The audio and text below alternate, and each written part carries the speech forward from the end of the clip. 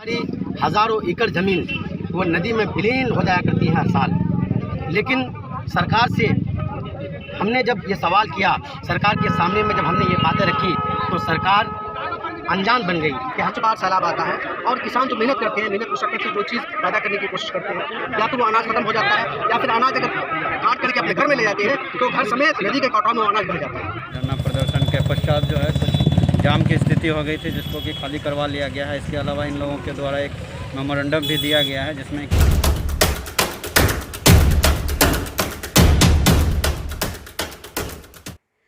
नमस्कार, प्रकाश खबर में आप सभी का स्वागत है। बाढ़ प्रभावित लोगों के हक के लिए बैसा पुल पर विशाल धरना प्रदर्शन का आयोजन।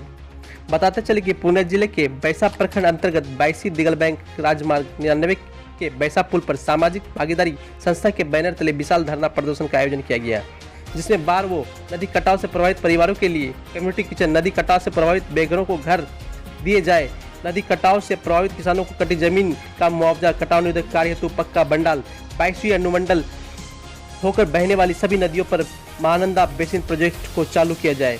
बताते चले कि विधानसभा से होकर बहने वाली महानंदा, कनकई, प्रमाण एवं दास नदी के कटाव से क्षेत्र के लोग हर साल परेशान होते हैं। इस मौके पर महफूज आलम, जिला परिषद प्रतिनिधि अफरोज आलम, उप प्रमुख शमशाद आलम, जिला परिषद असरारुल हक, समीम नदवी, तनवीर जकी मदनी, अमोर विधायक अख्तुल इमाम, पूर्व विधायक कोचा धवन, मास्टर मुजाहिद आलम, हाजी नाहिद गनी, नेहाल अख्तर, शरीक कोकब, कौशल रेजा, अकील बदर, अकील जौहर, मुखिया इफ्तिखार आलम, मुखिया जाहिद आलम, शिक्षक लड्डन आज़ाद, आदिल अनवर, मोहम्मद मुजम्मिल आदि ने बताया कि इलाके के खेतिहर जमीन, गाड़ी कमाई से बने घर, हमारे बच्चों के लिए बने स्कूल, आंगनबाड़ी केंद्र, मंदिर, मस्जिद, सवदा, कब्रिस्तान, ईदगाह आदि हर साल देखते देखते मिनटों में नदी में समा जाते हैं और यहाँ के लोग अफसोस के साथ अपनी आंखों से देखते और हाथ मलते रह जाते हैं। यही नहीं, बहुत सारे लोग अपनी भीटाबाड़ी ज़मीन से भी महरूम हो जाते हैं। उनके पास इतनी भी ज़मीन नहीं होती कि वो अपने घर को दोबारा बना सके। हर साल लोगों को लाखों करोड़ों की ज़मीन नदी में समा जाती है और सरकार इन परेशानियों को वर्षों से अनदेखा कर रही है। दशक से कई गांव के नागरिक बाढ़ का दंश झेल रहे हैं। उचित मुआवजा न मिलने के कारण प्रशासन ग्रामीण को उनका हक देने को तैयार नहीं है। वहीं धरना प्रदर्शन के दौरान लोगों ने प्रशासन व जनप्रतिनिधियों के खिलाफ जमकर नारेबाजी की।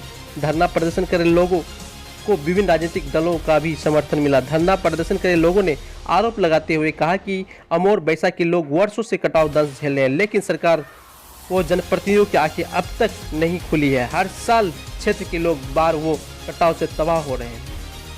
प्रदर्शन के लोगों ने कहा कि नदी में घर कट जाने से सिर छुपाने सहित भोजन आदि की समस्या से लोग जूझ रहे हैं, लेकिन प्रशासन द्वारा अब तक इसका निदान नहीं किया जा रहा है।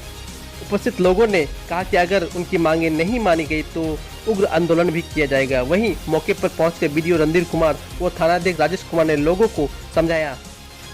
प्रदर्शन कर लोगों ने इस संबंध में बीडीओ को ज्ञापन सौंपा। ये अफसोस की बात है कि हम सीमांचल निवासी हैं और अमोर विधानसभा अंतर्गत बैसा पुल में हम लोग मौजूद हैं। हिंदुस्तान के आज़ादी को लगभग 72-74 साल का एक अरसा गुजर चुका, लेकिन अफसोस सद अफसोस हमारे लिए बहुत बड़ा गम का पहाड़ हमारे ऊपर टूट पड़ा है कि हमारी हज़ारों एकड़ ज़मीन वो नदी में विलीन हो जाया करती है हर साल। लेकिन सरकार से हमने जब ये सवाल किया, सरकार के सामने में जब हमने ये बातें रखी, तो सरकार अनजान बन गई कि हमें ये पता ही नहीं है कि सीमांचल में कोई नदी कटाव हो।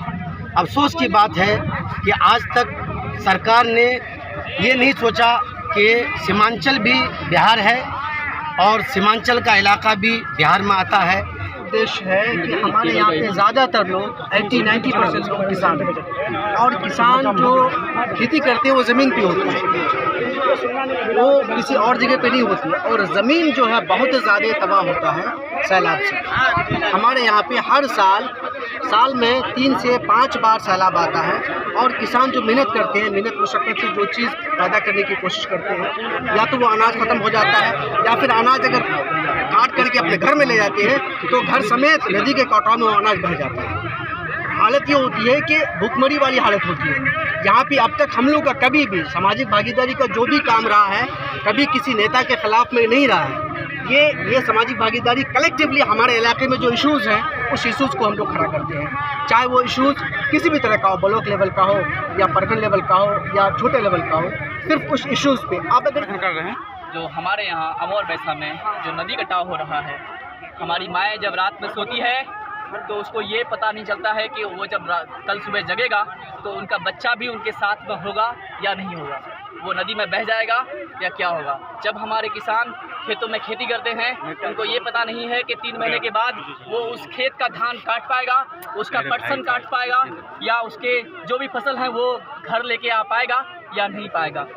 इस बेबसी के साथ, इस बेबसी के विरुद्ध हमारी लड़ाई है।